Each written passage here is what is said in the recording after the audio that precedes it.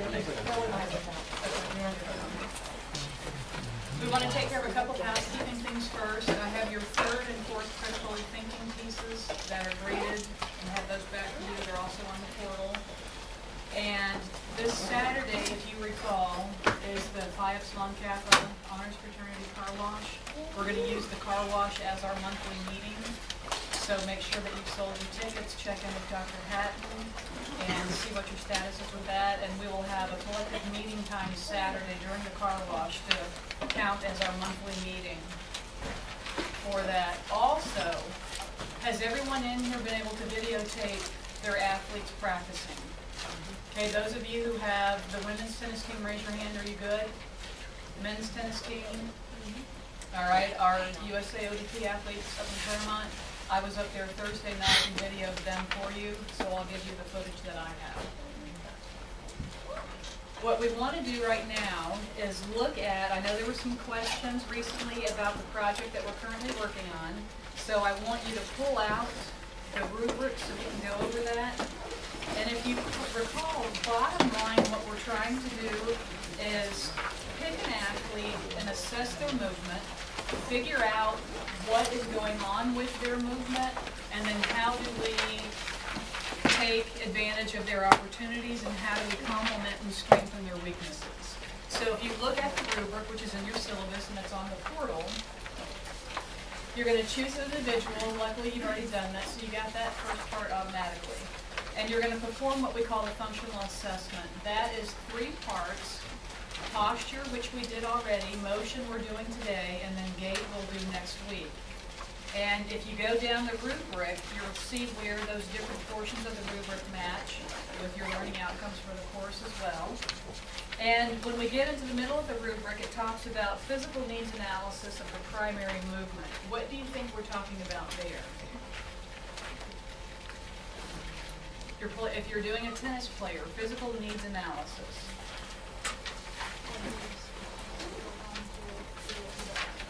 Or if we think of a needs analysis, what is it that he does? While he's performing, what does your tennis player do? When we're working with our USAG ODP athletes, what do they do on trampoline? What do they do on tumbling? So that physical needs analysis, what does that athlete, regardless of level, need to be able to perform well and perform a lot of? The next thing on the rubric are opportunities and challenges. Now, those are very nice words for what we used to call strengths and weaknesses. I don't like the word weaknesses.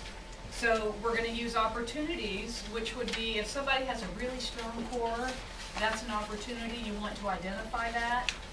If somebody, you notice during posture, motion, and gait, has a challenge, let's say, we'll use Todd as the example because that's who we're going to use consistently.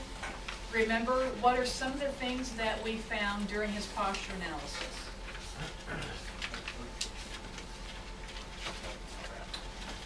I don't recall saying hypertrophy.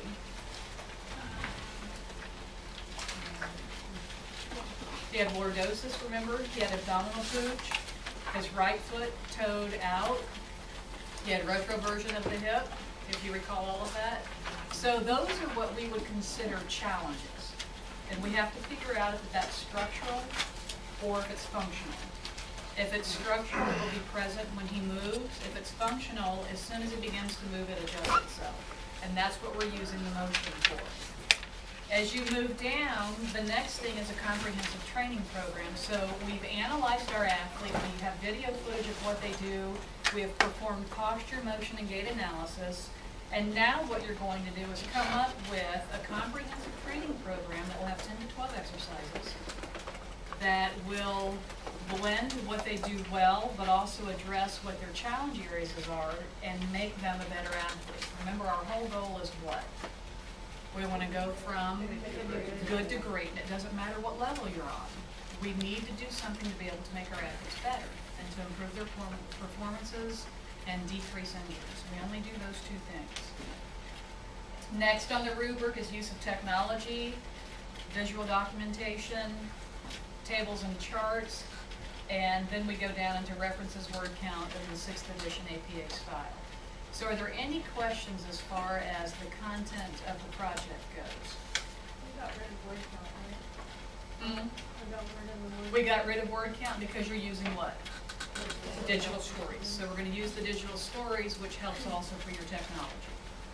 Okay? So we have the project, we understand it, we're breaking down movement, posture, motion, and gait, seeing where they're strong, where they're weak, and creating a program to make them better. All right? Now what I want to do, since we don't have questions on that, I want to show you, Dr. Darby, if you can hit. Both, one. Just one, I think it's the one on your right, if you can click on, there you go. This is Kaylin, who's on the U.S. national team. This is at the World Cup in Denmark. And what we're trying to do now is bridge from posture to motion. And remember, we said we use motion to do what for posture?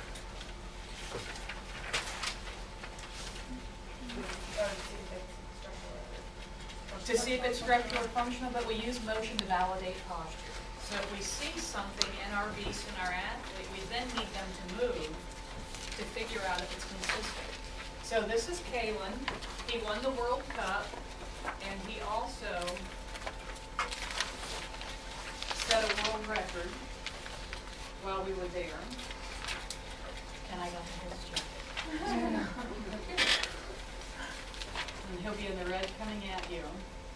And while you're watching him, try to figure out what is he doing.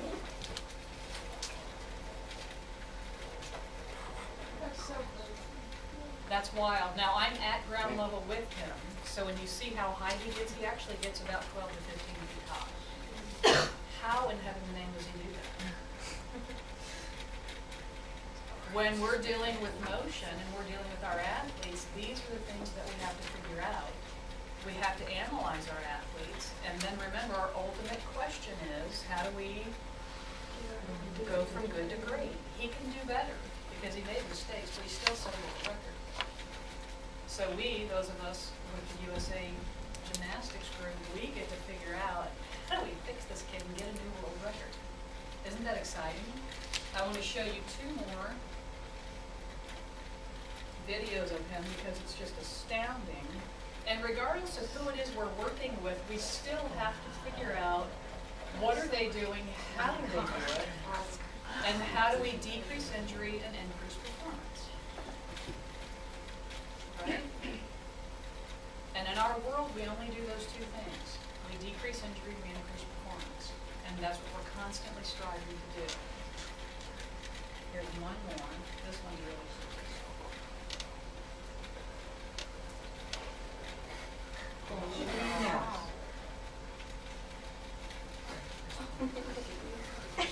And he just walks off. And he just walks off. Now, if you look at his stature, he's actually about right here. He might be 5'3", 5'4", tiny little thing, very built. But what do you see when you look at his posture? Remember, we use motion to validate posture. He's very nicely built. Occupational hazard. Okay. But what can we see in him? And you can see it right now. He has that forward head posture. Shoulders are rounded. What else do you see from that picture? Does he have an abdominal pooch? He's got an 8-pack. Okay, he has an 8-pack. So we're not concerned about core strength. He has great quads, hams, great glutes. So we have a good power core. But if we see that he has the forward head and rounded shoulders, what do you think that might be impacting? His back. Where do you think his primary complaint is? His back. He has constant low back issues. And if we just look at posture, it makes sense because he's in this position. So what do we need to do to fix him? Stretch, strengthen. Okay, now imagine if we can do that to him. Just said that was a world record pass right there that you just saw. That's kind of cool. But imagine we can still make him better. So whether you have your little league players, high school, college, elite, it doesn't matter. We can always address something and improve their performance. What would you focus on with him? Stretching what? Stretching pecs, probably cervical. What would we try to strengthen to accommodate? The upper back. So the pecs are gonna be what muscle, agonist or antagonist? Antagonist, because we need him here, and then your upper back muscles become the agonist, right? What I want us to do now, because we've seen some excitement, some cool motion, we're gonna go in the lab now. You've printed your forms, correct? The motion analysis forms off the portal. Let's go ahead and go into the lab. And we want to go over this with Todd as our lovely subject. Yeah, go ahead and just do that. Dr. King, it is just motion. Yeah, just bring motion. And if you have your posture filled out, you can bring that. And I would also bring your phone or camera so you can video what we're doing.